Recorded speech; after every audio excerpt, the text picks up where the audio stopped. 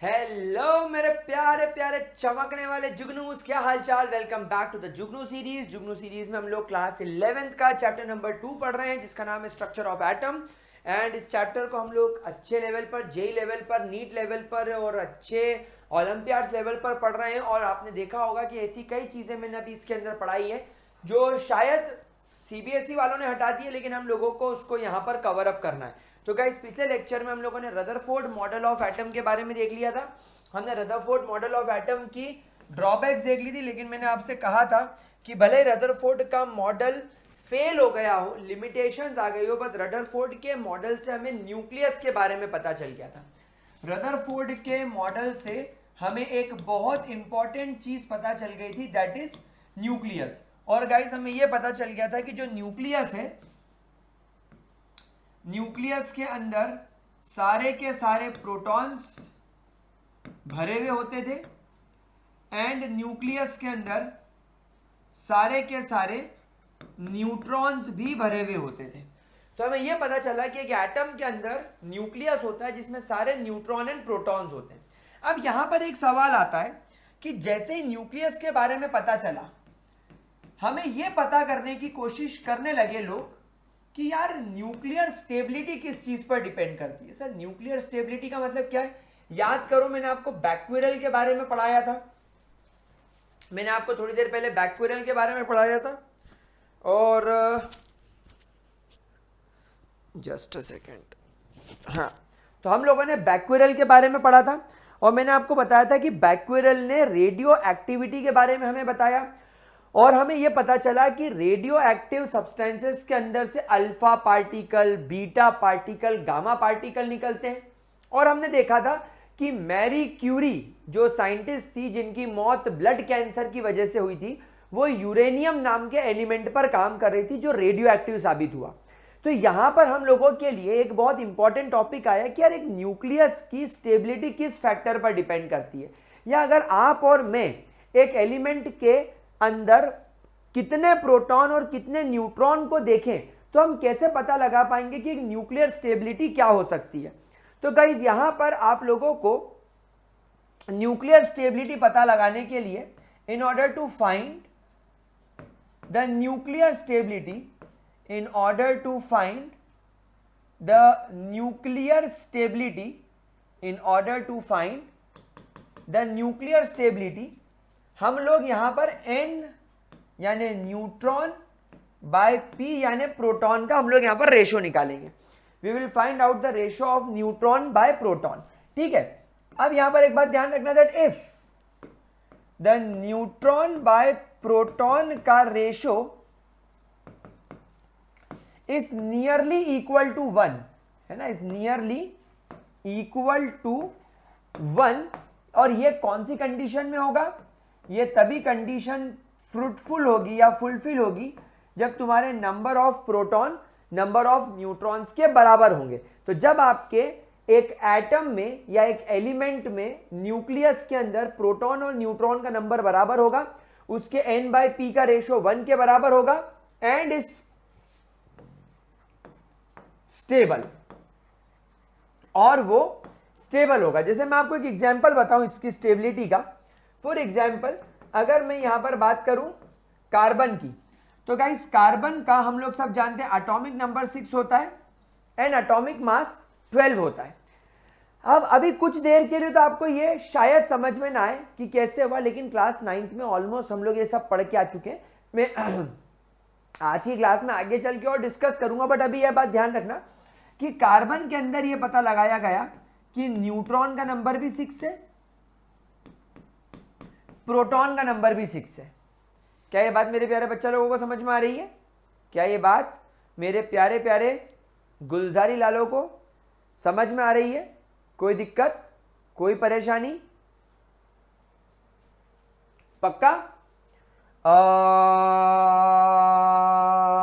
अगर मान लो तुम्हारे पास में कैल्शियम है, कैल्शियम का मास 40, एटॉमिक नंबर 20, ये देखा गया कैल्शियम के अंदर भी नंबर ऑफ न्यूट्रॉन 20 है, नंबर ऑफ प्रोटॉन 20 है ना। आप इनमें से बहुत सारे ऐसे एलिमेंट्स देख सकते हो नियर अराउंड 1 होना चाहिए, यानी कि थोड़ा बहुत ऊपर नीचे चलेगा बट नियर अराउंड 1। तो आप इसके n/p का रेशियो निकालो, 6/6 1, 20/20 1।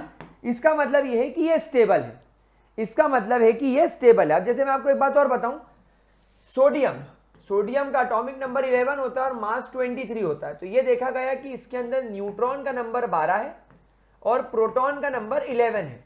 तो इसके n/p का जो रेशो होगा वो 12/11 होगा, यानी 11 1 जा 11, 0.0 लगा के 1, यानी नियर अराउंड 1.01 के आसपास कुछ होगा या 1.1 के आसपास होगा। तो ये चलेगा, ये भी स्टेबल की कैटेगरी में आएगा। लेकिन अब हम लोग सब स्टार बनाकर एक इंपॉर्टेंट पॉइंट लिखेंगे, लेकिन इफ तुम्हारे n/p का जो रेशो है इट एक्सीड्स, अगर ये एक्सीड करता है 1.5, अगर ये 1.5 को एक्सीड कर जाता है मेरे प्यारे बच्चों, तो फिर आपका एलिमेंट का न्यूक्लियस, देन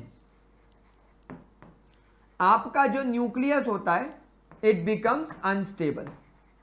और ये जब अनस्टेबल होगा, देयरफॉर यही रेडियो एक्टिव एलिमेंट्स की कैटेगरी में आने लगेंगे, यही हो जाएंगे तुम्हारे रेडियो एक्टिव एलिमेंट। और ये कब होगा, ये कब होगा, ये तब होने लगेगा that as atomic number increases, जैसे जैसे तुम्हारे, अरे भाई साहब, जैसे जैसे पुराने दिन की यादें ताज़ा हो गई। पुराने जब हम पढ़ाते थे हमारा मार्कर छूटता था, मार्कर की इंक उल्टी कर देती थी करके, लेकिन अब ये गिरने लग रहा है। Wow, we are back on the track, good. So as atomic number increases, atomic mass भी बढ़ने लगेगा। एटॉमिक नंबर बढ़ने के साथ साथ एटॉमिक मास भी बढ़ने लगता है। लेकिन जब एटॉमिक मास बढ़ता है मेरे प्यारे बच्चों, number of neutron increases more than proton, यानी प्रोटॉन के मुकाबले न्यूट्रॉन का नंबर कुछ ज्यादा ही बढ़ने लग जाता है। जैसे अगर मैं आप लोगों को एक एग्जांपल बताऊं यूरेनियम का, यूरेनियम आपका सबसे पहला, सबसे प्यारा, सबसे लाडला, राज दुलारा आपका रेडियो एक्टिव एलिमेंट, जिसका मास 143 और एटॉमिक नंबर, नहीं मैंने उल्टा लिख दिया, यूरेनियम का जो एटॉमिक मास होता है मेरे प्यारे बच्चों वो 235 होता है, वो 235 होता है और इसका एटॉमिक नंबर 92 होता है। लेकिन जब हम इसके अंदर नंबर ऑफ न्यूट्रॉन की बात करते हैं तो वो नियर अराउंड 143 होते हैं, वो नियर अराउंड मेरे प्यारे बच्चों 143 होते हैं। और जो इसमें प्रोटॉन होते हैं वो ऑब्वियस सी बात है 92 होंगे। तो जब आप इसका रेशो निकालोगे तो इसका रेशो 1.55 आएगा। अब आप देखो रेशो 1.55 आ गया ना, 1.5 को एक्सीड कर गया। सो देयरफॉर ये एक अनस्टेबल एलिमेंट की कैटेगरी में आ गया और ये रेडियो एक्टिव की कैटेगरी में चला जाएगा। ठीक है, ठीक है मेरे प्यारे बच्चों, कोई दिक्कत, कोई दिक्कत, कोई परेशानी? स्टार बनाकर एक पॉइंट और लिख लो, as atomic number, as atomic number exceeds, as atomic number exceeds 83, the nuclear stability starts decreasing, nuclear stability जो है वो starts decreasing, वो डिक्रीज होना स्टार्ट हो जाती है मेरे प्यारे बच्चों। क्या यह बात आप लोगों को बहुत बढ़िया तरीके से समझ में आ गई? पक्की बात? आगे बढ़े, चलिए। इतना समझ लेने के बाद just a second, let me check, क्या ये धुंधला दिख रहा है? नहीं, धुंधला तो नहीं दिख रहा है, अच्छा दिख रहा है। चलिए, अब इतनी डिस्कवरी होने के बाद रदरफोर्ड की वजह से हमें एक और नई चीज के बारे में मालूम पड़ा, that is atomic number. Actually atomic number को फाइंड आउट करने में सबसे बड़ा योगदान था एक साइंटिस्ट हेनरी मोजले। 1913 में हेनरी मोजले की मदद से एटॉमिक नंबर के बारे में मालूम पड़ा। हम मोजले के बारे में पूरा डिस्कशन मॉडर्न पीरियोडिक टेबल पढ़ते वक्त करेंगे। जी हाँ, आप अभी जो अपनी किताबों में अपने आसपास जो पीरियोडिक टेबल देखते हैं, यानी मॉडर्न पीरियोडिक टेबल, वो हेनरी मोजले ने दी थी। एंड हेनरी मोजले की वजह से हमें एटॉमिक नंबर के बारे में पता चला था। तो हेनरी मोजले ने एटॉमिक नंबर के बारे में बताया। गाइस, एटॉमिक नंबर का सीधा सा मतलब होता है atomic number is nothing but the number of protons or number of electrons that are present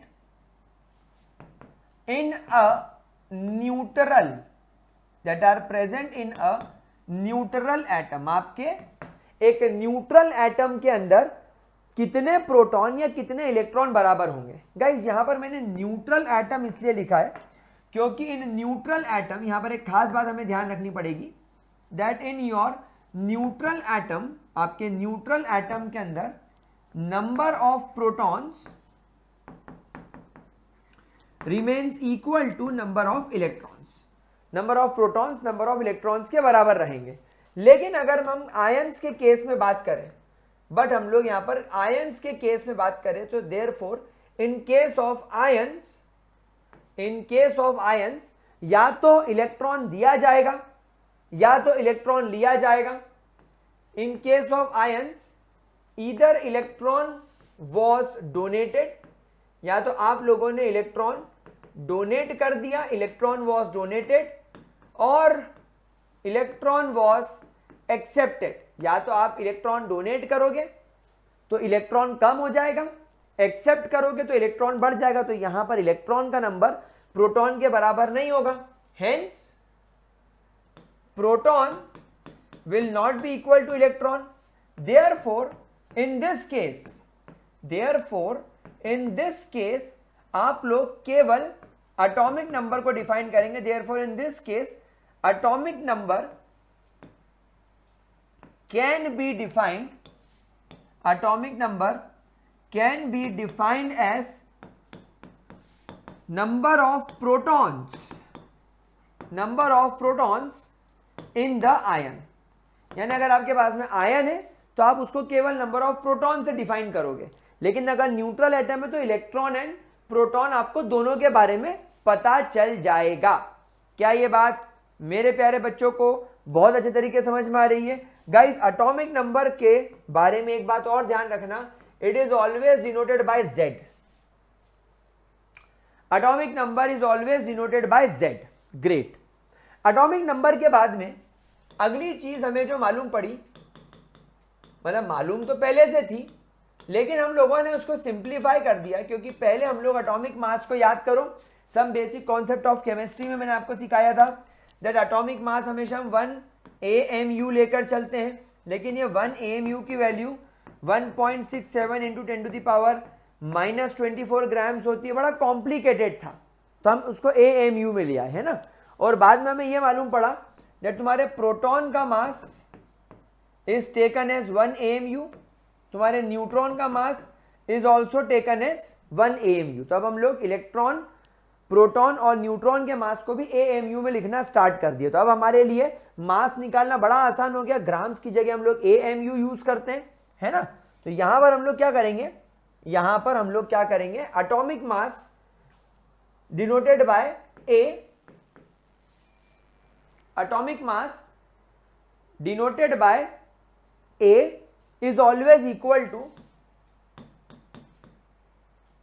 number of protons, क्योंकि प्रोटॉन्स का मास 1 AMU होता है, plus number of neutrons, neutron का मास भी 1 होता है, इलेक्ट्रॉन का मास तो हम लोग नेग्लिजिबल मान के चलते हैं. So that is your atomic mass. ये हो जाएगा तुम्हारा एटॉमिक मास. ठीक है. अब गाइस इसे रिप्रेजेंट कैसे करेंगे? How you can represent atomic number and atomic mass? How we can represent atomic number and atomic mass? तो देखो इसको रिप्रेजेंट करने का तरीका है, आप लोगों का यहां पर एटम का सिंबल आ जाएगा. What is X? X क्या है? X is the symbol of atom. फिर मेरे प्यारे बच्चों यहां पर ऊपर हम लोग क्या लिखेंगे? मास. और नीचे हम लोग क्या लिखेंगे? Atomic number. This is how you should always represent an element. Example लेकर चलते हैं, जैसे कार्बन एटॉमिक नंबर 6 मास 12, हाइड्रोजन एटॉमिक नंबर 1 मास 1, ऑक्सीजन एटॉमिक नंबर 8 मास 16, नाइट्रोजन एटॉमिक नंबर 7 मास 14, neon atomic mass 40, atomic number 18. क्या यह बात मेरे प्यारे बच्चों को बढ़िया तरीके से समझ में आ गई? कोई दिक्कत, कोई परेशानी? पक्का 100%? सो अगला एक क्वेश्चन मैं आपको दे रहा हूं, इसके बेसिस पर हमें कुछ क्वेश्चंस करने चाहिए। खैर सिर्फ 11th लेवल पर, स्कूल लेवल पर यह जरूरी है, जेई नीट लेवल पर it is only having a basic utility. इसकी बड़े बड़े क्वेश्चंस को सॉल्व करने में इसकी छोटी छोटी यूटिलिटी रहेगी, आएगा नहीं, लेकिन स्कूल एग्जाम्स वाले इसको पक्का पूछ सकते हैं। आपको यहां पर दे रखा है ब्रोमीन, एटॉमिक नंबर 35 दे रखा है इसका, और इसका मास 80 दे रखा है। Let me check the question once. 35 80 दे रखा है। हाँ, अब इसमें बोला गया है इसको देखकर आप लोग फाइंड करें न्यूट्रॉन, प्रोटॉन एंड इलेक्ट्रॉन। चलिए फाइंड कीजिए neutron, proton, electron. Video pause करके, आई होप कर लिया होगा आप लोगों ने वीडियो पॉज करके इसको देखिए। सबसे पहले मैं लिखूंगा ब्रोमीन का atomic mass and atomic number. Atomic number इसका दे रखा है मुझे 35। According to definition atomic number is equal to number of proton और नंबर ऑफ इलेक्ट्रॉन। यहां पर मैं एक बार क्रॉस चेक कर लेता हूं कि ब्रोमीन के ऊपर कोई प्लस या कोई माइनस का साइन तो नहीं है। तो ब्रोमीन के ऊपर ना तो कोई प्लस का ना तो कोई माइनस का साइन है, मतलब न्यूट्रल एटम है, ना कैटायन है ना एनायन है। तो इसमें इलेक्ट्रॉन और प्रोटॉन दोनों बराबर होंगे। और एटॉमिक नंबर बोलता है atomic number is the number of proton और number of electron. Atomic number 30 है, सो 35 है, सो देयरफॉर इसमें 35 प्रोटॉन्स होंगे एंड 35 इलेक्ट्रॉन्स होंगे। अब यहां पर हमें पता लगाना है न्यूट्रॉन के बारे में। तो जैसा भी आप लोगों ने देखा थोड़ी देर पहले, आई मीन एक दिन पहले हमारे घर पे तूफान आया और हमारे स्टूडियो में ऐसा लगा जैसे जादू का स्पेसशिप उतर रहा हो, ऐसे ऐसे ऐसे ऐसे फ्लक्चुएशन हुआ, लाइट चली गई एंड सब उड़ गया। पूरा घर का जो स्टूडियो का पूरा जो वो स्विच वगैरह थे सब उड़ गए, मतलब आग सी लग गई थी। सो मैं फिर उसका रिकॉर्ड नहीं कर पाया, इसीलिए आपने देखा होगा 2-4 दिन वीडियोस नहीं आए। तो हम शूट तो कर रहे थे बट गड़बड़ हो गई थी। चलो ठीक है, रीस्टार्ट करते हैं एक बार वापस से। इस क्वेश्चन में आपको न्यूट्रॉन, प्रोटॉन और इलेक्ट्रॉन निकालने के लिए बोल रहा है।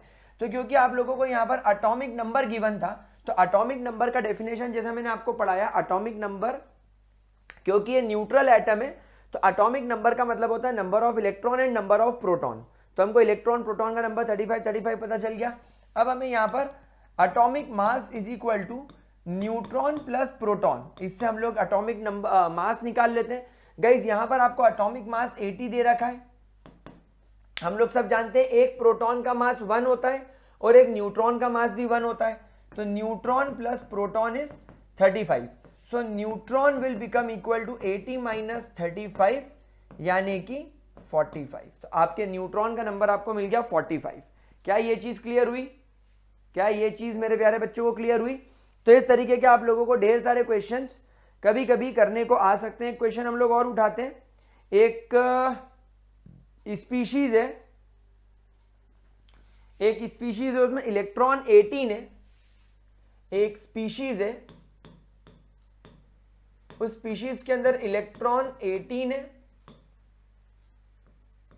प्रोटॉन 16 है और न्यूट्रॉन भी 16 है ना, ये आपको दे रखा है। हाँ, अब आपको बोला गया है, ये क्या हो रहा है, एक सेकेंड, हम इसे ऑटो करके मैन्युअल कर लेते हैं, अब नहीं होगा। हाँ, तो इसमें आपको बोला गया है कि स्पीशीज को असाइन करो, इस स्पीशीज को असाइन करो अ प्रॉपर सिंबल। इस स्पीशीज को एक प्रॉपर सिंबल असाइन करना है आप लोगों को। तो गाइज यहां पर अब आप देखो कि प्रोटॉन एंड इलेक्ट्रॉन का नंबर बराबर नहीं है। क्योंकि इलेक्ट्रॉन और प्रोटॉन का नंबर बराबर नहीं है, देयरफॉर ये एक आयन है, ये एक न्यूट्रल एटम नहीं हो सकता, ये 100% एक आयन है। और आयंस के अंदर आप एटॉमिक नंबर निकालोगे केवल और केवल नंबर ऑफ प्रोटॉन की मदद से, ना कि नंबर ऑफ इलेक्ट्रॉन की मदद से। सो देयरफॉर यहां पर नंबर ऑफ प्रोटॉन 16 है, तो इस स्पीशीज का एटॉमिक नंबर हम लोग 16 मान के चलेंगे। तो नीचे हम लोग लिख देते हैं एटॉमिक नंबर 16।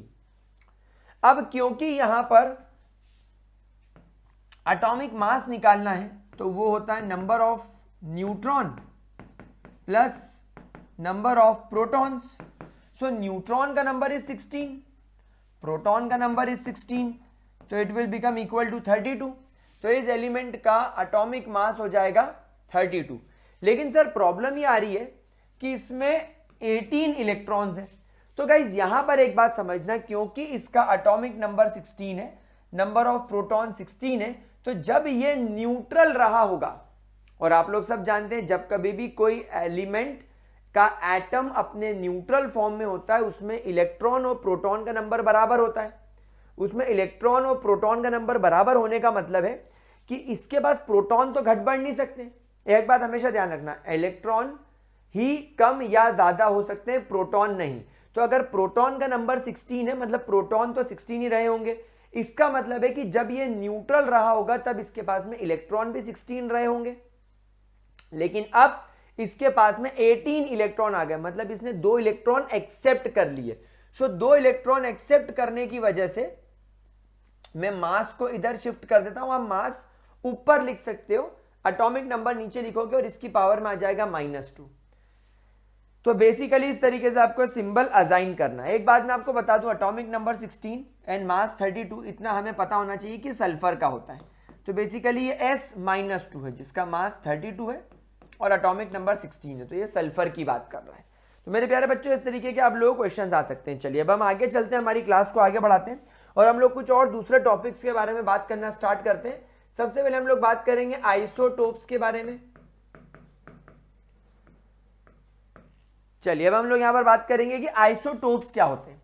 गाइस आइसोटोप्स वो सब्सटेंसेस होते हैं, आइसोटोप्स वो सब्सटेंसेस होते हैं, isotopes are those substances that have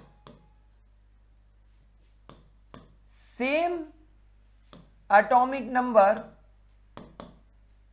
but different atomic mass। Isotopes आपके वो सब्सटेंसेस होते हैं जिनका एटॉमिक नंबर सेम होता है लेकिन एटॉमिक मास डिफरेंट हो जाता है। अब मुझे आप एक बात खुद बताइए कि अगर किसी का एटॉमिक नंबर सेम है तो एटॉमिक नंबर सेम होने का मतलब है उसमें सेम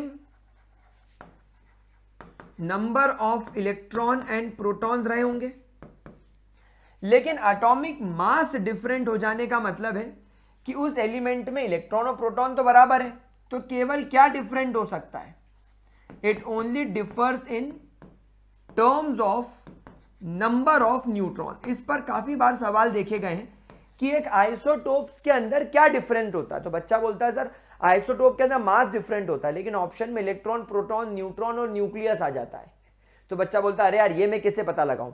तो आप हमेशा ध्यान रखना आइसोटोप्स में न्यूट्रॉन डिफर करता है। मैं आपको इसका एक एग्जांपल बताता हूं, हाइड्रोजन एटॉमिक नंबर 1 मास 1, हाइड्रोजन एटॉमिक नंबर 1 मास 2, हाइड्रोजन एटॉमिक नंबर 1 मास 3। इसे हम लोग प्रोटियम कहते हैं, इसे हम ड्यूट्रियम कहते हैं या ड्यूटेरियम कहते हैं, और इसे हम लोग ट्रिटियम कहते हैं। Protium, deuterium and tritium. मेरे प्यारे बच्चों आपका जो प्रोटियम है, प्रोटियम का एटॉमिक नंबर 1 है। एटॉमिक नंबर 1 होने का मतलब है इसमें इलेक्ट्रॉन भी 1 है, प्रोटॉन भी 1 है, लेकिन इसका एटॉमिक मास भी 1 है। अब गाइस एटॉमिक मास 1 है तो एटॉमिक मास निकालने का फॉर्मूला क्या होता है, न्यूट्रॉन प्लस प्रोटॉन।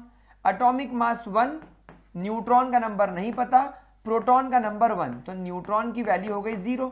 मतलब हाइड्रोजन जब अपने प्रोटियम के फॉर्म में होता है, यानी कि आपके आसपास बेसिकली यही होता है, मैक्सिमम 99% आपको यही वाला हाइड्रोजन मिलता है जो हमारे सराउंडिंग में होता है। इसलिए तो हम इसे सिंपलेस्ट एटम मानते हैं। Why hydrogen is called as simplest atom, इसमें केवल एक इलेक्ट्रॉन एक प्रोटॉन होता है, न्यूट्रॉन भी नहीं होता, इसलिए इसको सिंपलेस्ट एलिमेंट दुनिया का कंसीडर किया जाता है। लेकिन इसका दूसरा आइसोटोप जब हम ड्यूट्रियम की तरफ जाते हैं तो स्टिल इसका एटॉमिक नंबर तो 1 है, यानी एटॉमिक नंबर के हिसाब से इसमें इलेक्ट्रॉन प्रोटॉन 1 है, लेकिन अब इसका एटॉमिक मास 2 हो गया। तो इसका एटॉमिक मास 2 होने का मतलब है 2 is equal to neutron plus proton, और प्रोटॉन का नंबर तो 1 है, न्यूट्रॉन प्लस प्रोटॉन, तो न्यूट्रॉन की वैल्यू इसमें क्या हो गई, ऑटोमेटिकली 1 हो गई। क्या बात समझ में आ गई। जब हम ट्रीटियम की बात करते हैं तो इसका एटॉमिक नंबर तो ट्रीटियम का भी 1 है, यानी इलेक्ट्रॉन और प्रोटॉन दोनों की वैल्यू 1 है। लेकिन जब हम इसके मास को ऑब्जर्व करते हैं तो इसका मास है 3, न्यूट्रॉन का नंबर हमें नहीं पता, प्रोटॉन का नंबर हमें पता है। प्रोटॉन का नंबर कितना है, ऑब्वियस सी बात है प्रोटॉन का नंबर 1 है, तो इसमें न्यूट्रॉन का नंबर हो जाएगा 2। क्या बात समझ में आई? तो आप यहां पर खुद देखो, इन तीनों केस में इलेक्ट्रॉन प्रोटॉन बराबर है, लेकिन न्यूट्रॉन की वैल्यू डिफर कर रही है। तो इसे बोला जाता है मेरे प्यारे बच्चों आइसोटोप्स। आपको इसके अलावा भी आइसोटोप्स के बहुत सारे एग्जाम्पल्स मिल सकते हैं, और एग्जाम्पल मिल सकते हैं जैसे कार्बन एटॉमिक नंबर 6 मास 12, कार्बन एटॉमिक नंबर 6 मास 13, कार्बन एटॉमिक नंबर 6 मास 14। फिर तुम्हें और एग्जाम्पल मिल सकता है क्लोरीन एटॉमिक नंबर 17 मास 35, क्लोरीन एटॉमिक नंबर 17 मास 37। तो ये हो गए आपके आइसोटोप्स। आइसोटोप्स कंप्लीट करने के बाद हम लोग चलते हैं अगले टॉपिक की तरफ, जिसका नाम है आइसोबार्स। अगला topic is called as isobars. Isobars ना, आइसोबार्स क्या होते हैं मेरे प्यारे बच्चों? तो guys isobars are two substances, isobars are those substances that have same atomic mass, जिनका यहां पर एटॉमिक मास सेम हो गया बट उनका एटॉमिक नंबर डिफरेंट है। अब यार गाइस यहां पर अगर एटॉमिक नंबर ही डिफरेंट हो गया तो इलेक्ट्रॉन प्रोटॉन तो डिफरेंट ही होगा, और न्यूट्रॉन क्या पता सेम भी हो सकता है डिफरेंट भी हो सकता है। तो यहां पर आइसोबार्स में ऐसा कभी क्वेश्चन नहीं आएगा कि आइसोबार्स एक दूसरे से किस मामले में डिफर करते हैं। एटॉमिक नंबर ही डिफरेंट हो तो इलेक्ट्रॉन प्रोटॉन तो डिफरेंट ही होगा, तो यहां पर कोई लोड लेने वाली बात नहीं है यहां पर। लेकिन हमें एग्जाम्पल जरूर उठाना पड़ेंगे इनके। तो आइसोबार्स के मेरे प्यारे बच्चों आप क्या एग्जाम्पल उठाओगे गाइस? यूजुअली बड़ा कॉमन एग्जाम्पल यहां उठाया जाता है कार्बन एटॉमिक नंबर 6, लेकिन कार्बन का एक आइसोटोप होता है जिसका एटॉमिक मास 14 होता है, और आपका दोस्त, आपका बचपन का दोस्त नाइट्रोजन, जिसका एटॉमिक नंबर 7 होता है, मास 14 होता है। आप देखो इन दोनों के मास कॉमन है। इसके अलावा एक और एग्जाम्पल होता है argon, atomic mass 40, atomic number 18। कभी कभी हम लोग पोटेशियम को यहां पर 40 मास वाला मान लेते हैं, यूजुअली पोटेशियम का मास आप लोग 39 लेते हो, बट 39 पॉइंट समथिंग होता है, तो हम अप्रोक्सीमेटली उसको भी 40 ले लेते हैं, कोई टेंशन नहीं लेते उस चीज का, और कैल्शियम का मास भी 40 ले लेते हैं। तो अब आप देखो इन तीनों के भी मास सिमिलर है, इन दोनों के मास सिमिलर है, तो ये आपके आइसोबार्स की कैटेगरी में आ गए। These are considered under isobars. ठीक है, कोई दिक्कत? आइसोबार्स बढ़िया तरीके से क्लियर हो गया क्या? हमें आइसोबार्स बहुत अच्छे तरीके से क्लियर हो गया। चलिए आइसोबार्स के बाद हम लोग अगले टॉपिक की तरफ चलते हैं जिसका नाम है isotones. Isotones, isotones, TONES, isotones, TONES, isotones. Guys isotones को हम लोग डिफाइन करेंगे, these are the substances, these are the substances that have same number of neutrons, यानी इनका एटॉमिक नंबर डिफरेंट हो सकता है, एटॉमिक मास डिफरेंट हो सकता है, ये आइसोटोप्स हो सकते हैं, आइसोबार्स हो सकते हैं, हमें इससे कोई लेना देना नहीं। लेकिन हमें याद रखना है कि इन सब के अंदर जो नंबर ऑफ न्यूट्रॉन्स होंगे वो सिमिलर होंगे। अगर हम लोग यहां पर इसका एग्जाम्पल उठाएं तो इसका वर्ल्ड बेस्ट एग्जाम्पल जो होता है वो होता है सिलिकॉन, एटॉमिक नंबर 16,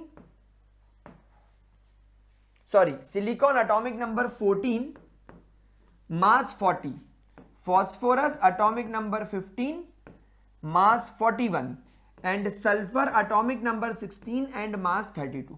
जरा मास वाले फॉर्मूले से तीनों के न्यूट्रॉन्स का नंबर निकाल कर बताओ। देखो सर जल्दी जल्दी सॉल्व करेंगे। एटॉमिक मास आपको इसका दे रखा है 40, तो हम यहां लिखेंगे 40 is equal to, sir atomic number 14 है, सर एटॉमिक नंबर 14 है, तो 14 से हमें पता चल गया कि भैया इसमें प्रोटॉन भी 14 होंगे, इलेक्ट्रॉन्स भी 14 होंगे। तो यहां पर हम प्रोटॉन्स लिखेंगे 14, तो न्यूट्रॉन का नंबर पता चल जाएगा। कितना हो जाएगा न्यूट्रॉन का नंबर? 16, इसमें 16 न्यूट्रॉन्स हैं। इसमें सॉल्व करो, एटॉमिक मास 41, एटॉमिक नंबर 15 यानी प्रोटॉन का नंबर भी 15, न्यूट्रॉन का नंबर नहीं पता तो न्यूट्रॉन का नंबर हो जाएगा 16। यहां पर अब आप देखो एटॉमिक मास 32, सॉरी मैंने गलत लिख दिया क्या, अरे यार सॉरी गाइस, इसका मास 30 होगा, इसका मास 31 होगा, calculation error, sorry guys, sorry माफ करना। कमेंट सेक्शन में अभी तक कमेंट्स आने शुरू हो गए होंगे, कैलकुलेशन एरर, क्या गुंडा बनेगा रे तू, क्या गुंडा बनेगा रे बाबा, क्या मिक्स किया रे तूने बाटली मेरे देवा, ये दवाई, इसे दवाई नहीं लेने का रे बाबा, पढ़ाते वक्त दवाई लेने का नहीं रे, ये बाबूराव का स्टाइल है। चलिए तो ये हो गया आई थिंक ठीक, हाँ ओके। तो इसका एटॉमिक मास 32, प्रोटॉन हमें पता चल गया एटॉमिक नंबर से 16, और ये हो गया न्यूट्रॉन। सो अल्टीमेटली न्यूट्रॉन की वैल्यू यहां पर भी हो गई 16। तो आप देखो इन तीनों में नंबर ऑफ न्यूट्रॉन सेम है, तो ये आइसोटोन्स कहलाएंगे, ये आइसोटोन्स कहलाएंगे। क्या ये बात समझ में आ गई मेरे प्यारे बच्चों? चलिए आइसोटोन्स समझने के बाद अगले टॉपिक की तरफ चलते हैं जिसका नाम है iso electrons. Iso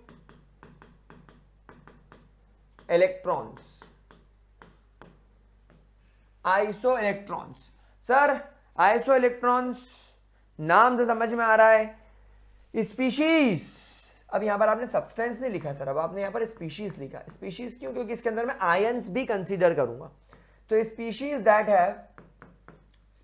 that have same number of electrons, काम खत्म। एग्जाम्पल दिखा दो सर, चलो एग्जाम्पल ले लेते हैं।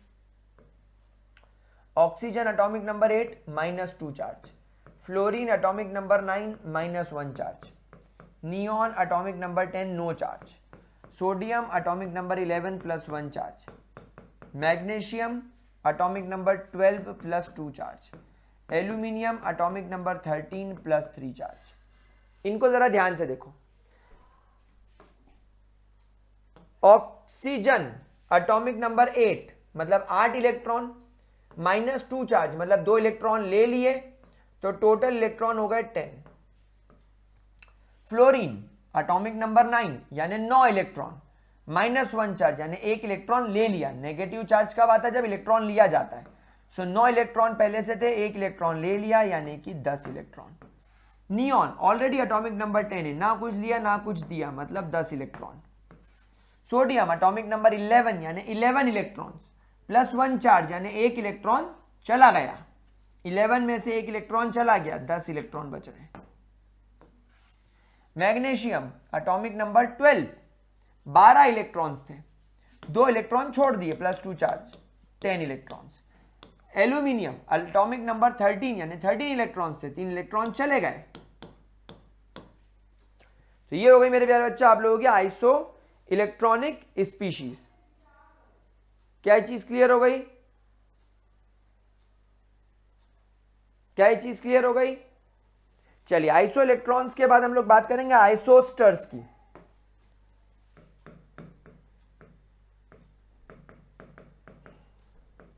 आइसोस्टर्स, ISOSTERS, आइसोस्टर्स। गाइस आइसोस्टर्स एक यूनिक पॉइंट है जिसे हमें ध्यान रखना है। ये बेसिकली मॉलिक्यूल्स के ऊपर होता है। तो ये वो मॉलिक्यूल्स होते हैं, यहां पर कोई सब्सटेंसेस की बात नहीं कर रहे हैं, कोई एलिमेंट की, कोई एटम की बात नहीं कर रहे हैं, यहां पर हम टिपिकली मॉलिक्यूल्स की बात कर रहे हैं। सो मेरे प्यारे बच्चों, these are the molecules that have same number of electron, that have same number of electron. जैसे तुम्हारे पास में carbon dioxide and nitrogen monoxide या डाई नाइट्रोजन ऑक्साइड बोलना चाहिए, N2O, CO2 एंड N2O। चलो चेक कर लेते हैं। सर ऑक्सीजन का, कार्बन का एटॉमिक नंबर 6 होता है, तो कार्बन में 6 इलेक्ट्रॉन्स पाए जाते हैं। सर एक ऑक्सीजन का एटॉमिक नंबर 8 होता है, तो एक ऑक्सीजन में 8 इलेक्ट्रॉन्स पाए जाते हैं, बट ऑक्सीजन के एटम हमारे पास में 2 है। सो 6 + 16 यानी कि there are total 22 electrons in this molecule. इस मॉलिक्यूल में देयर आर 22 इलेक्ट्रॉन्स। यहां पर अब आप देखिए नाइट्रोजन का एटॉमिक नंबर होता है 7, मतलब इसके पास में 7 इलेक्ट्रॉन्स हैं। नाइट्रोजन के एटम हमारे पास में 2 है इस मॉलिक्यूल में। देन ऑक्सीजन के अंदर देयर आर 6 इलेक्ट्रॉन्स। आई बात समझ में? तो 8 इलेक्ट्रॉन्स होते हैं, नॉट 6। तो हमारे ऑक्सीजन में देयर आर 8 इलेक्ट्रॉन्स, तो 8, तो 14 plus 8 will become 22, so therefore there are 22 electrons. Clear होती है बात? तो these are called as iso electrons. हम इन्हें आइसो इलेक्ट्रॉनिक स्पीशीज का नाम देते हैं। क्या चीज क्लियर हुई प्यारे बच्चों? Is this clear to you? पक्की बात? चलिए, अब हमें इस पर कोई ऐसे ज्यादा सवाल नहीं पूछे जाते, है ना। अब आपको बस इसके बेसिस पर पता लगाना है कि आइसो इलेक्ट्रॉनिक स्पीशीज क्या है। जैसे एक क्वेश्चन मुझे यहां पर दिख रहा है, जैसे कि the isoelectronic pair of 32 electronics. ये क्वेश्चन देखो मैं आपको बताता हूं, जो बहुत पुराने जमाने में आता था, अब तो आने बंद हो गए। अब तो ऐसे क्वेश्चंस आने बंद हो गए, पर अभी भी मैं एक बार प्रैक्टिस करा देता हूं। कभी उठ के तुम्हारे स्कूल में आ गया तो हम लोग कर सके थे iso electronic species with 32 electrons is, है ना। और नीचे आपको ऑप्शंस क्या दे रखे? BO3 3 negative and CO3 dinegative. BO3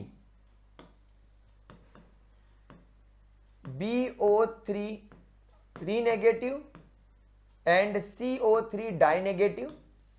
option number 2 आपको दे रखा है N2 and CO। Option number 3 isoelectronic species with the isoelectronic pair of 32 electron. The isoelectronic pair लिखा हुआ है यहां पर, the isoelectronic pair of 32 electrons is. अच्छा ठीक है, इस क्वेश्चन की लैंग्वेज को डिकोड करना पड़ेगा। लैंग्वेज में मारा है इन लोगों ने हमें, लैंग्वेज से मार रहा है हमको, कोई दिक्कत नहीं। PO4 try negative and CO3 डाइनेगेटिव। और चौथा ऑप्शन है ऑल ऑफ द अबव। एक बार आप इसको करके देखो, एक बार जरा आप इस क्वेश्चन को सॉल्व करके देखो। एक बार आप लोग जरा इस क्वेश्चन को खुद से सॉल्व करके देखो। आपको यहां पर एक ऐसा पेयर ढूंढना है बेसिकली जिसमें 32 इलेक्ट्रॉन्स हो। तो हम लोग एक एक करके ढूंढना स्टार्ट करें। देखो यहां पर मैं क्लियरली देख पा रहा हूं कि नाइट्रोजन का एटॉमिक नंबर होता है 7, तो यहां पर एक नाइट्रोजन में 7 इलेक्ट्रॉन्स, तो 2 नाइट्रोजन में देयर आर 14 इलेक्ट्रॉन्स। एक कार्बन के अंदर देयर आर 6 इलेक्ट्रॉन्स एंड एक ऑक्सीजन के अंदर देयर आर 8 इलेक्ट्रॉन्स, तो 14 इलेक्ट्रॉन्स। इन दोनों में 14 इलेक्ट्रॉन्स है, तो खत्म। और इसके हिसाब से ये भी खत्म। अब हम लोग यहां पर बोरॉन देख लेते हैं। बोरॉन का एटॉमिक नंबर होता है 5, तो बोरॉन में देयर आर 5 इलेक्ट्रॉन्स। एक ऑक्सीजन में देयर आर 8 इलेक्ट्रॉन्स, क्योंकि ऑक्सीजन का एटॉमिक नंबर 8 है, मल्टीप्लाई बाय 3, और ये -3 चार्ज का मतलब ये 3 इलेक्ट्रॉन और खींच लाया। तो 8 3 जा 24 प्लस 5 29 प्लस 3 32। हाँ, इसमें दिखे साहब 32 इलेक्ट्रॉन्स। कार्बन का एटॉमिक नंबर 6, तो 6 इलेक्ट्रॉन्स। अच्छा, बहुत सारे बच्चे यहाँ मास लगा देते हैं, बोलते सर ऑक्सीजन का मास, सर ऑक्सीजन का तो 16 होता है, नाइट्रोजन का तो 14 होता है। बेटा वो मास होता है, हम यहाँ इलेक्ट्रॉन्स निकाल रहे हैं, और इलेक्ट्रॉन्स के लिए हमें एटॉमिक नंबर की जरूरत होती है जो कि 8 होता है ऑक्सीजन का, कार्बन का 6 होता है। तो ऑक्सीजन का फिर यहां पर अब आप देखो 8 एटॉमिक नंबर होता है, 3 एटम है उसके, तो 8 इलेक्ट्रॉन्स मल्टीप्लाई बाय 3 और -2 चार्ज, मतलब ये 2 इलेक्ट्रॉन खींच लाया। 8 3 जा 24 plus 6 30 30 plus 2 32, so there are 32 electrons. तो भैया ये आइसो इलेक्ट्रॉनिक हो गई, ये आइसो इलेक्ट्रॉनिक स्पीशीज हो गई। चाहो तो आप नीचे वाले का चेक कर लो, यहां पर तो 32 इलेक्ट्रॉन्स होंगे ऊपर की तरह, लेकिन यहां पर नहीं होंगे, क्योंकि फास्फोरस का एटॉमिक नंबर होता है 15, एक ऑक्सीजन का एटॉमिक नंबर होता है 8, तो 8 4 जा 32, तो यही हो गया। 8 4 जा 32, तो यही हो गया। और ये 3 35 और ये बड़ा, तो ये भी पॉसिबल नहीं है। तो इस तरीके के क्वेश्चंस वगैरह आएंगे आप लोगों को।